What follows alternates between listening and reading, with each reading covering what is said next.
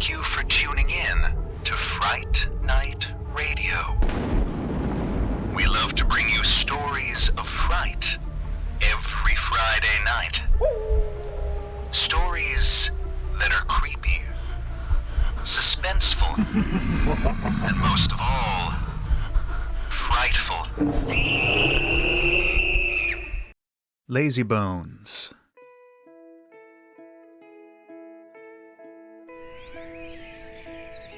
The town of Lark is a carefully planned community, nestled away in a cluster of verdant foothills. Franklin Park forms the geographic, not to mention philosophical, center of Lark. In the midst of Franklin Park resides a larger-than-life statue of Ben Franklin. The famous founding father and learned scribe stands upon a granite plinth, on which is inscribed one of his most celebrated aphorisms. Early to bed, early to rise, makes a man healthy, wealthy, and wise. The rest of the community radiates outward like the spokes of a wheel, or more appropriately for this particular town, like the hands of a great clock. The people of Larkers, love clocks and watches. Lark is a town chock full and overflowing with morning people. In Lark, the good citizens arise early. Most Larkers spring from their beds around 5:30, but many arise by 5 or even 4:30. They say the mayor gets up every single morning at 4 and does 100 push-ups before breakfast. The mayor's been up for hours, Larkers often say. That's probably why he's the mayor. Larkers love their pithy sayings, and they have a plethora of them. They love to bound from their beds at ungodly hours, chirping, "Oh, I just love mornings, don't you? Oh, yes, darling, it's so good to be up early like this, so we can watch the sunrise. Sunrise in for another hour. Come, let's get some coffee brewing." Larkers love coffee. And yes, Larkers are a generally chipper lot. In the morning, at least. The town of Lark has a secret. A few citizens sleep in till 6 o'clock, or even 6:30. These are the Lazybones. Can't get anything done lying around in bed till all hours, the other citizens like to chide the Lazybones. The most notorious Lazybones Lark ever knew was Larry. Lazy Larry, his friends used to call him. Can't get anything done lying around in bed all day, lazy. Why, look at the time, the mayor's been up for hours. You know, I just love mornings. Even the cats and dogs get up early in the town of Lark. Larry used to tell his friends, "But I stay up late working on my art." To which they would retort with another of their pithy sayings, "No honest work is ever done at night." Conversations in Lark often go something like this. "So, what time do you get up?" Right around 5 o'clock. Any later and I just wouldn't feel right. Plus, my cat would wonder what was wrong with me." "How about you?" "Oh, I also get up at 5, except of course on weekends. Then I get up at 4:30. There are no night shifts in Lark. You might be wondering, but what about hospitals? What about ambulances? To which Larkers would answer with yet another pithy saying, "Heart attacks can wait till morning." But what, you might ask, about accidents? What if somebody gets hurt during the night? Larker would only look at you, maybe roll his or her eyes and ask in a vaguely accusatory voice, what would they be doing up and about in the middle of the night? No honest work is ever done at night. Take an evening stroll down a street in Lark, and you will see house lights shut off by 9 or 10. By 11, most homes are dark, their occupants snug in bed and drifting off to sleep in sweet anticipation of another morning. Stroll down a street at midnight, and it's like walking through a ghost town. Dark, quiet. Your footfalls echoing up and down desolate avenues. You will hear no music, no voices, no closing doors, no barking dogs. Most likely nobody will even notice you. But if somebody does happen to peek outside and spy you ambling down the street at such an hour, you will be viewed with suspicion. "What's he doing out there at this hour?" the viewer might mutter to himself. "I'd call Sheriff Parker, but I'm sure he's asleep by now. Good man, the sheriff. Gets up almost as early as the mayor." Larry enjoyed walking at night. It was like having the town to himself. Eyes peeked at him through the slats of Venetian blinds as he strolled down street after street, letting his mind wander. Often he came home after 11, and his wife, Nancy, would wonder where he went off to at all hours of the night. "Walking," he'd tell her. "Well, you'd better come to bed. It's late." And yet, Larry would usually step into his studio, set up a fresh canvas on the easel, and call out, "Be with you in a bit, love. Just got some work to do first."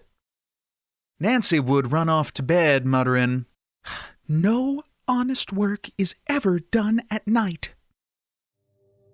Larry might paint until midnight, or even half past, before forcing himself to set down the brush and wrap up for the night. He would paint what he saw during his walks: deserted streets, dark houses, raccoons tumbling from garbage cans. Somehow, everything would come out dark and surreal. In one, a single light in a single house is still on, and a woman's hand can be seen reaching for the switch. Other scenes would be downright sinister, as if the bleak houses were gazing out from the canvas. No honest work is ever done at night, he had heard larkers say so often. So be it, he decided. Then I will paint lies and half-truths, or I will paint the truths that nobody bothers to see. I will paint the world that nobody sees, nobody but me. I will paint the night and all its secrets. After painting, Larry would always want to wake Nancy and show her what he had created. But it would be too late. She gets up so early, he'd have to remind himself. One night, he didn't finish painting until well after 1. By the time he put away his paints and showered, it was 2 o'clock in the morning. Felt almost sinful being up so late. "The mayor will be up in 2 hours, he whispered to himself on this night. He was still wide awake, energized from the painting. He slipped quietly into bed. Even so, Nancy roused enough to say, "Larry, what time is it?" On this night, Larry had somehow captured the very silence of the streets. He had tapped into something deep within himself and mixed that something with the paints and applied it to canvas with dabs and swirls, his heart still hammered. He kissed the back of Nancy's neck and slid one hand down her thigh. "What are you doing?" It had been weeks since they last made love. "Larry, what time is it?" The people of Lark always want to know what time it is. Larry ran his hand up the smooth skin of her body, took up a full, heavy breast. Nancy removed his hand and placed it over on his side of the bed. "It's late. We have to get up soon." "We could sleep in." Nancy turned and glared at Larry as if he were a notorious puppy killer. Then she rolled over and fell promptly back to sleep. Nancy arose every morning at 4:30. Actually, she usually got up a few minutes before, so that when the alarm went off, she'd be off in another part of the house. Larry worked in the factory that made the alarm clock, the Lark Clock Company.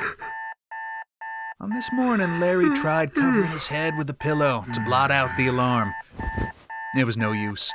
Alarm clocks manufactured at the Lark Clock Company were scientifically designed to rouse even the worst sluggard. Besides the alarm, he could hear Nancy in the kitchen, closing cupboard doors a little harder than was necessary. A frying pan came smack down on a burner. A coffee cup impacted a countertop. A few moments later, Nancy's footfalls came stomping down the hallway. Larry fought to untangle himself from the bedclothes. As he searched the darkness for the alarm clock, Nancy stepped into the bedroom and snapped, "I got it! Don't bother to get up. I know you like to sleep in." I'm all ready. Her hand reached the alarm clock a second before his. "Want me to reset it for you?" Nancy snarled. "So you can go back to sleep?" I'll do it. Nancy stalked off. Larry set the alarm from 4:30 to 6 o'clock. Then, an idea hit him. A heretical idea. He set the alarm for 6:30 and wrapped the bedclothes around himself like a cocoon. Nancy was back in the kitchen. Then she was on the phone saying, "Running late? Yeah, Larry's still in bed. I know. What can you do?" Larry knew he wasn't going to get back to sleep before the alarm went off again. Still, he liked to just lie in bed. Laze about was the Larker term. And think. This morning his mind drifted back to his childhood. He grew up in a city far away from Lark, but his parents were rabid morning people who would have been right at home in this odd town. Every Saturday morning, his mother knocked on his bedroom door, calling, "You up?" No, not yet. He'd call back. Soon. A few minutes later, his father would invariably knock. "Mind if I come in, son?" "Oh, you're still in bed. Never mind." "You feeling okay? Are you sick? Maybe we should call the doctor. I'm sure he must be up by now." If he was still in bed at 7 o'clock on a Saturday morning, heaven forbid, the big guns would come out. The roar of the vacuum cleaner would start in the living room, but quickly make its way to the little patch of carpet just outside Larry's bedroom. Then the old steel beast would go bang, bang, bang against his bedroom door. He'd click on his bedside light. The vacuum cleaner would roar endlessly. That little patch of carpet outside his bedroom was vacuumed more than the entire rest of the house, so that the wheels had worn grooves into the floor. Larry would finally surrender and open his door to the invader. Then his mother would tap the on-off switch with her toe, and the beast would settle, a process that took several seconds, while Larry stood by with his head full of unfinished dreams. His mother's line at this point would be, "Oh, I'm sorry, Larry. Did I wake you?" That's what Larry thought about on this morning, when he rebelliously set his alarm for 6:30 a.m. That and the masterpiece he had created the night before. While he lazed about, Nancy went stomp, crash, bang through the house. Throughout the town of Lark, citizens drank strong coffee, checked their watches, and drove to work. The sun rose and birds twittered, and Lark citizens greeted each other, also twittering, "Good morning." Yes, it is. Don't you just love mornings? Yes, I do. Larry yawned, stretched, and rolled over. At 5:20, Nancy stepped into the bedroom. She gazed down upon Larry. She gazed at the glowing red numbers of the Lark Company alarm clock, then heaved a great sigh and stepped out. Seconds later, Larry heard her key turn in the front door lock, and at last, he was alone in the house. At 5 minutes till 7, Larry stepped through the security door of the Lark Clock Company. Motto: industrious clocks for industrious people. Lark clocks were distributed throughout the world. "Just getting in?" Larry's friend Aaron asked. Shift doesn't start till 7. Yeah, ridiculously late, I know. We've all been here since at least 6. Good to get a jump on things, have some coffee, walk around. Larry grabbed his security badge and stepped over the line leading to the time clock. The time clock was, of course, manufactured there at Lark Clock Company. A picture of Ben Franklin was posted on the wall above it. A voice synthesizer had Ben spouting his well-worn aphorisms. He that rises late must trot all day. And it is easier to prevent bad habits than to break them. The line began moving as Larry's fellow employees punched in, greeting Ben Franklin as they did so. Morning, Ben. The early bird gets the worm, eh, Ben? Ben advised Karen from accounting, energy and persistence conquer all things. Karen punched her card and chirped, right you are, Ben, right you are. Larry stuck his badge in the slot. The time clock accompanied his punch. Ben said, time is money. Larry muttered, screw you, Ben, and headed off to his workstation. What Larry did at the Lark Clock Company felt so disconnected from what he considered his real life that he simply went through the motions until it was over for another day. He pieced together the plastic parts of alarm clocks. He soldered electrical wires to the internal mechanisms of wall clocks. He took inventory at the loading docks. He went where he was told and did what he was told and dreamed of a world without clocks, or sometimes of a world in which clocks melted, like those in that Salvador Dali painting, The Persistence of Memory. The town of Lark was in love with clocks. Larry hated clocks. He wasn't too fond of Ben Franklin either. When his shift was over, Larry went home and took a nap. In Lark, a person who sleeps in till 6 is a lazybones. Someone who takes an afternoon nap is a sluggard. Larry didn't care. Nancy wasn't home. She was probably out having coffee with friends. Larry didn't expect to fall asleep. He just wanted to rest his eyes, zone out for a bit before getting up for another long evening walk. He yawned, stretched, and awoke to an immense roar. Nancy was vacuuming the bedroom floor. Vacuum cleaner could have been a clone of the one his mother used all those years ago. It roared and it swallowed cracker crumbs. Nancy crashed the damn thing against the bed, lowered the handle so as to shove the monster underneath where it choked on something.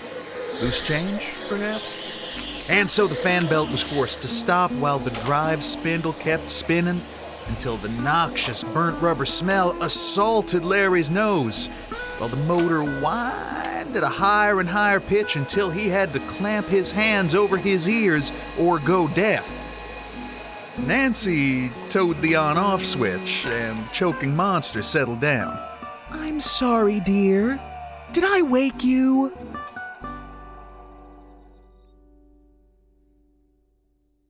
He set out walking after supper. This time he took a sketch pad and charcoal sticks in a backpack. Along the way, he made a mental list of things he really didn't like. 1, clocks and watches. 2, Ben Franklin. And 3, vacuum cleaners. The sun was still up. Larry contemplated adding that to the list, but ultimately decided against it. He headed away from the residential section of Lark. By the time he reached downtown, it was after 7. The sun was setting and most of the stores had already closed. Restaurants were locking up for the night. Larry came to a bar called La Noche. A sign proclaimed, Fridays and Saturdays open until 10 p.m. It was only Thursday, which meant it closed at 9. Larry stepped in. About a dozen patrons milled about. A small group was leaving, and Larry overheard a man chuckle, Yeah, I better get on home. Gotta get up early tomorrow. A pretty waitress took his beer order while he unloaded his backpack at a table. The sun finished setting and the place dimmed. Larry found the change pleasant, but the rest of the patrons seemed bothered. Larry thought, it's like they're the polar opposite of vampires. They checked their watches compulsively and chattered about bedtimes and mornings. Number 4 on the list of things I really don't like, mornings. How he had omitted that one in the first place, he wasn't sure. He began to draw. His waitress came by again. Her name tag said Bianca. "You haven't touched your beer," said Bianca. Larry took a sip, and Bianca gave a slightly flirtatious smile. "You're an artist," she said. "Can I see?" Larry flipped the pages of his sketch pad and showed her a drawing he'd made after midnight one Friday. He'd drawn his own neighborhood, and yet it looked positively alien. He expected her to glance briefly and say something like, "Oh yeah, nice." But she leaned over, studied it carefully. Her hair brushed against his face and he felt a tingle of excitement. He counted 9 eye blinks before she straightened back up. Her smile melted. Larry waited expectantly for some sort of critique. None came. Instead, she walked to the bar, shedding her apron as she went. The bartender looked at her, puzzled. "Sorry, Lou. I can't work here anymore." "What the hell?" Bianca all but ran for the door. Later, past 9 o'clock, and downtown Lark was closed up tight. Larry sat on a bench across from La Noche and watched Lou, the bartender, climb into a Mazda and drive off. Around 10 o'clock, the bats came out. They fluttered about the trees and dove through alleys in pursuit of tiny insects. Larry watched and sketched, watched some more. Nobody else was around to see him. He had them all to himself. They flew only for him. He felt like a billionaire. He felt like a king. Rain smudged his sketch pad, only when he looked up he realized the rain was pouring from his eyes. He couldn't stop raining, he couldn't stop sketching, and he wanted to stay up all night walking and drawing. I am the king of the night. He would be a magnanimous king. He would sketch the bats and share them with the daylight people. "This is the world you never see," he would tell them.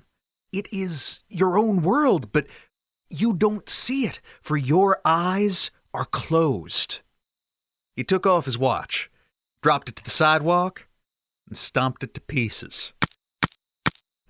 He'd left his cell phone at home, and so now had no way of telling what time it was. A long time later, he really had to take a leak, but nothing was open. And yet, it wasn't like anybody was around. He grinned and started walking. Didn't take him long to reach his destination, the Ben Franklin statue, centerpiece of Lark. Larry looked about at the abandoned park. He stepped up to the plinth and read, "Early to bed, early to rise, makes a man healthy, wealthy, and wise." Larry unzipped, aimed, and let loose with a long, steady stream, all over Ben's words of wisdom. From the other side of the park came the sound of clapping hands. Larry turned his head toward the sound, but couldn't stop pissing, not in midstream. Somebody giggled. Larry concluded his business, tucked himself away, and zipped back up. A moment later, Bianca walked up to him. "Bravo! Piss on old Ben, bravo!" "It's you." "It's me." "Why did you quit your job like that?" "Oh, why does anybody do anything? Why do people quit jobs? Why do people pee on monuments of great men?" "Did something about my drawing upset you?" "Look at this place. Fucking ghost town. You from around here? Originally, I mean?" No, of course you aren't. Me either. Nobody is from Lark. And nobody really knows why they moved to this stupid little town. But I know. It makes sense now, and I'm getting the hell out of here. Bianca started walking away. Larry called to her, but she kept walking. Go home. It's getting late. Go home and pack your bags and get out of here while you still can. She broke into a run and was out of sight moments later. On the way home, he sat down on a bench, using his backpack as a pillow. He fell into that slumbering twilight zone between consciousness and sleep. The bats still fluttered about in his mind.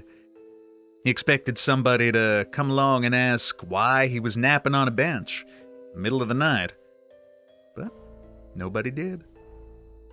In an automatic gesture, he looked at the back of his wrist, but it no longer told him the time.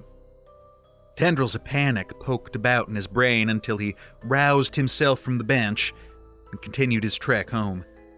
Without his watch, he felt both naked and free.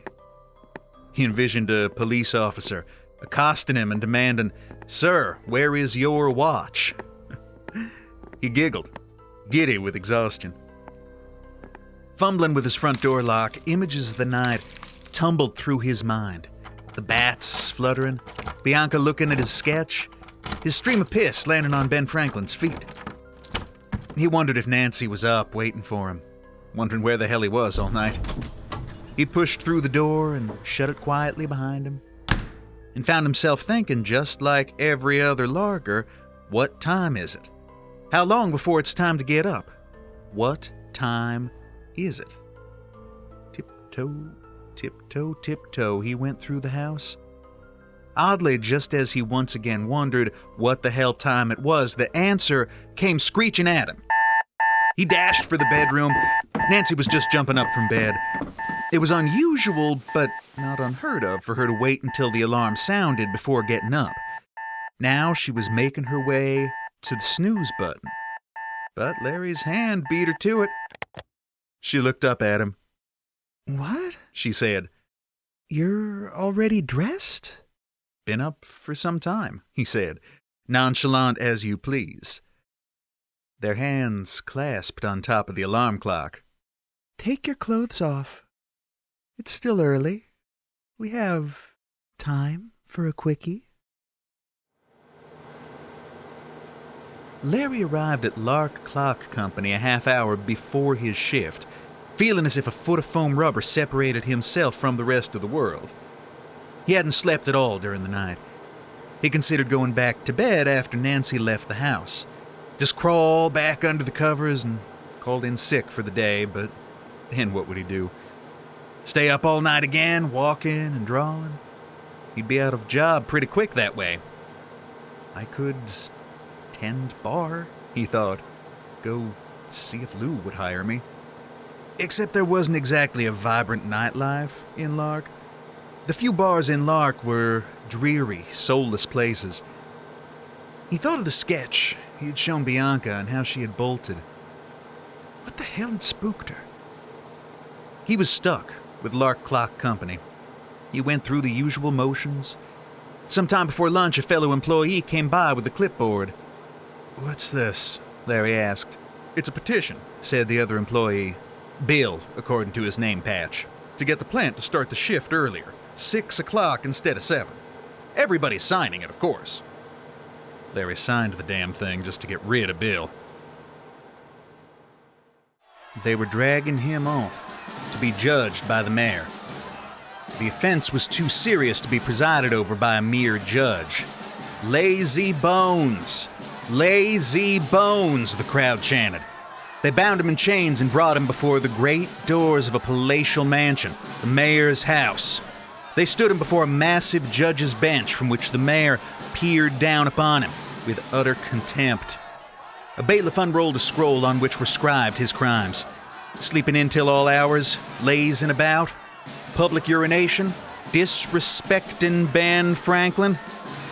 The The scroll unrolled some more, revealing yet more sins. Wandering the streets at night, vagrancy. The mayor brought his gavel down upon the bench, and the sound was like thunder.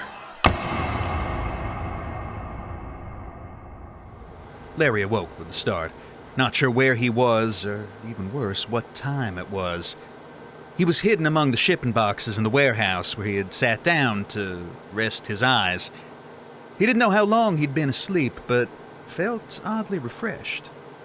He gulped some air, rubbed his eyes, and stepped briskly back out to the floor and resumed work. A few minutes later, the end-of-day buzzer went off. Larry said, "Happy Friday, Ben," and punched out with a smile. When he got home, he took a look at the sketch he had shown Bianca. My God. It can't be. He'd drawn his house and his neighbors' houses. All the inside lights were off. The streetlights cast eerie shadows. A raccoon was sniffing around a trash can by the curb. In the middle of the street hovered a dark splotch.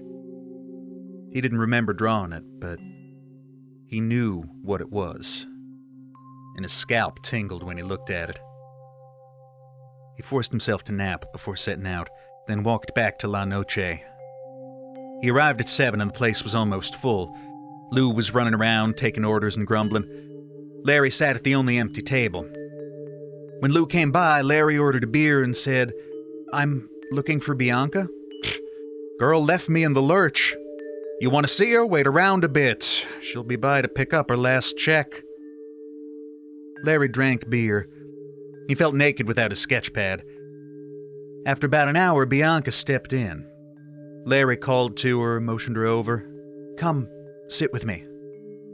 She stood by his table, looking at him. "You know about the holes, don't you?" Larry's skin prickled. "I didn't realize I had drawn one. I hadn't thought about a hole since I was a kid."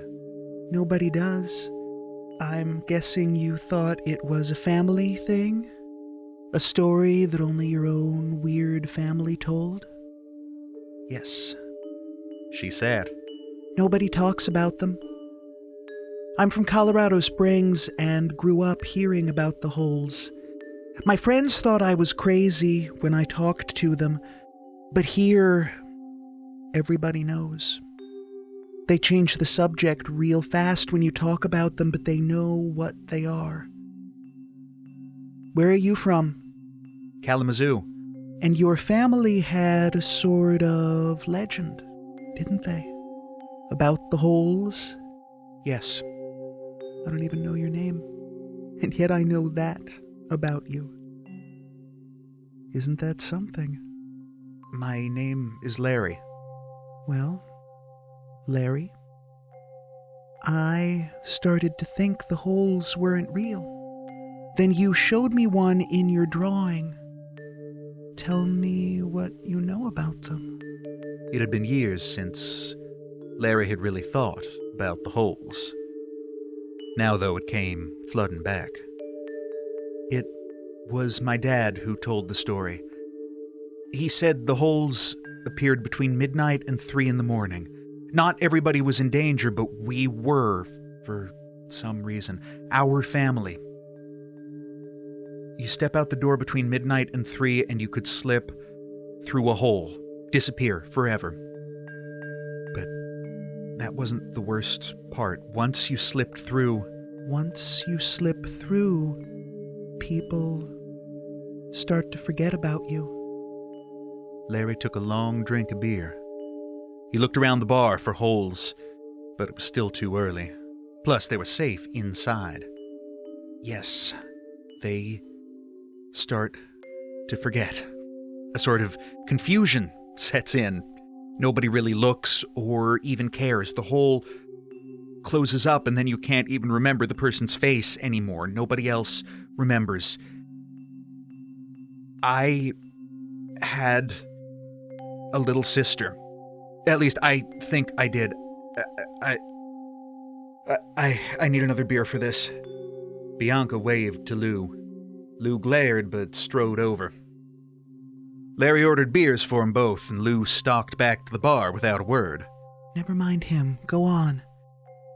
You had a sister? I was maybe 9, and she was 6. She liked to slip outside to the porch at night. Then, one day, I didn't have a sister anymore.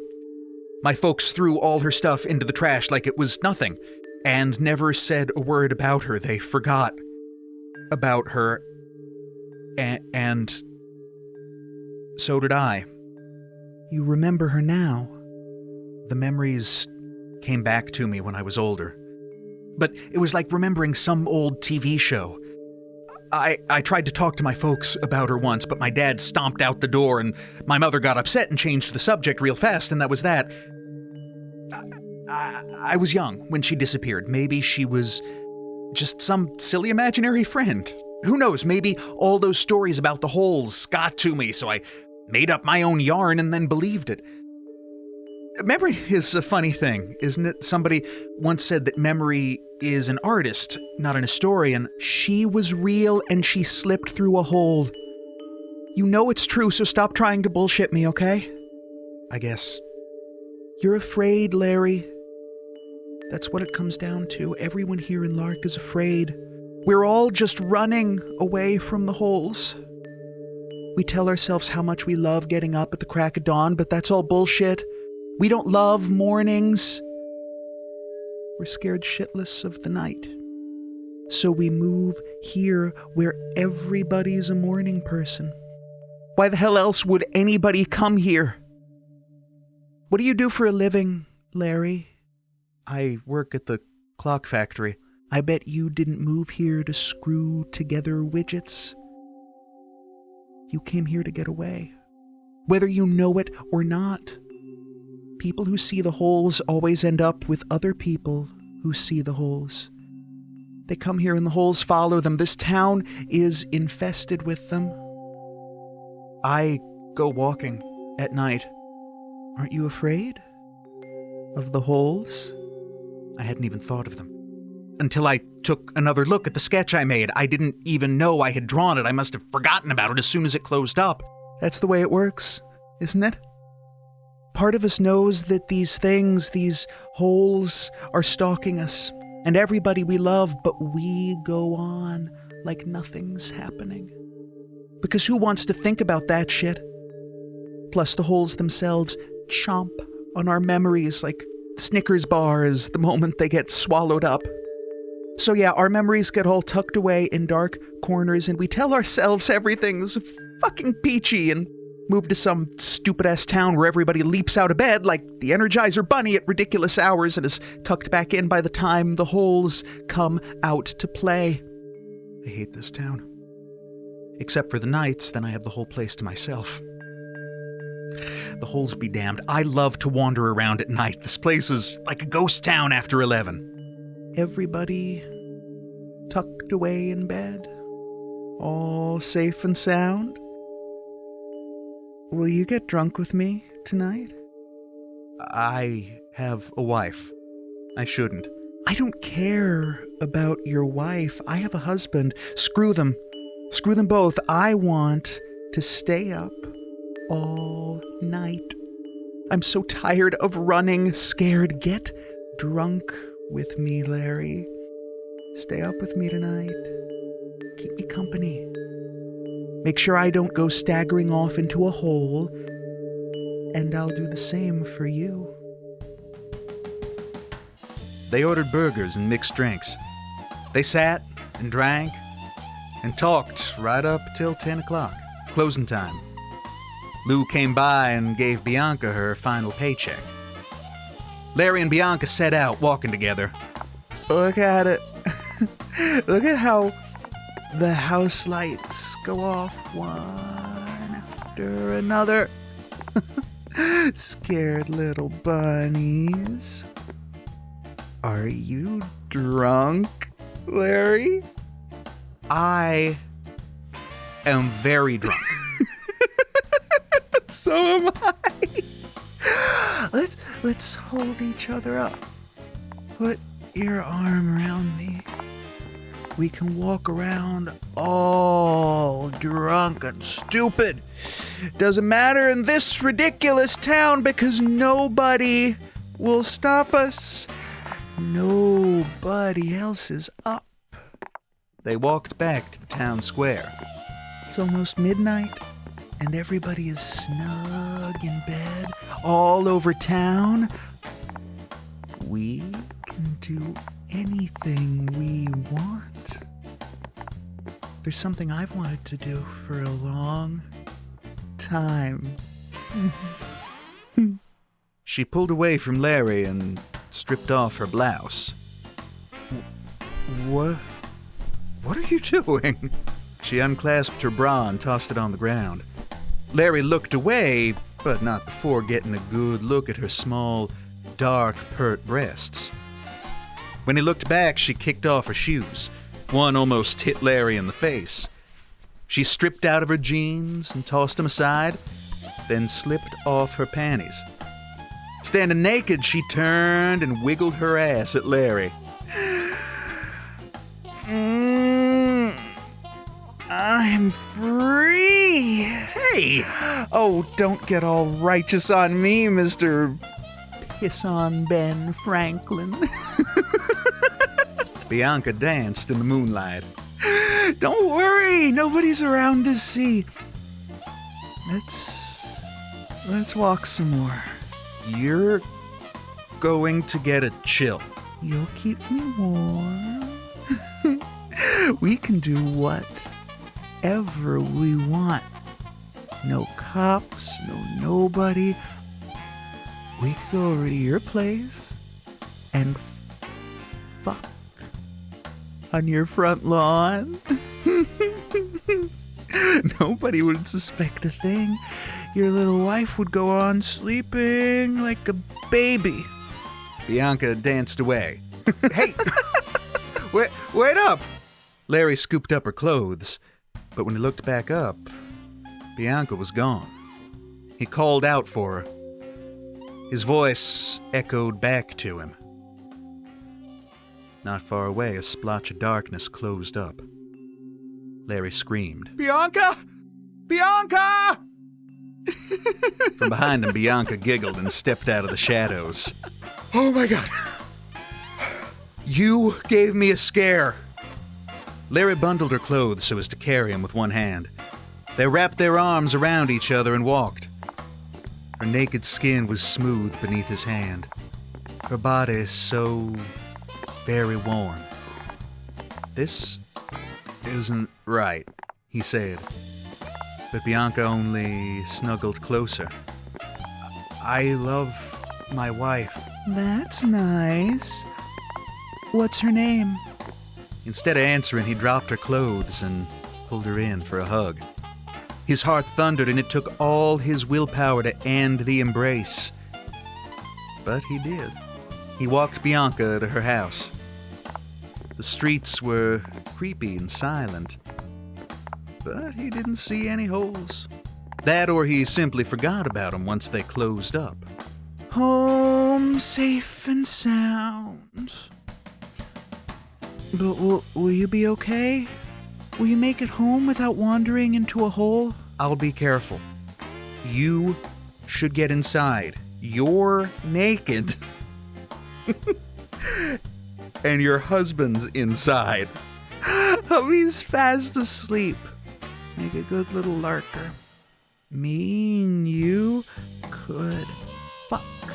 In the middle of the street. And nobody would be the wiser.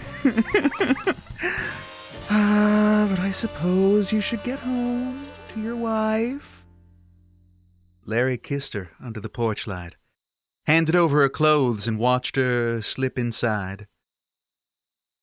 Setting off for home, he mumbled, "Wife?" He slipped inside his house, found a note. "Where the hell were you tonight? I woke up and you still weren't home, so I went out looking for you. Nancy." Larry collapsed on the living room couch and tried to make sense of his swirling thoughts. Nancy. Nancy. He wadded up the note, threw it away. He stumbled into the bedroom and passed out cold. A couple hours later, the alarm clock went off. Larry jumped right up and shut it off. He brewed himself a pot of coffee and fried up some eggs. Over breakfast, he thought about how nice it would be to have a wife to wake up next to. On the counter sat a framed picture of himself with a very pretty woman. They had their arms around one another and looked very happy. He chucked the thing into the trash bin and went back to nibbling his bacon. He poured himself a second cup of coffee. It was still early, so he had time to savor the coffee and enjoy the morning. Morning was, after all, the best time of the day.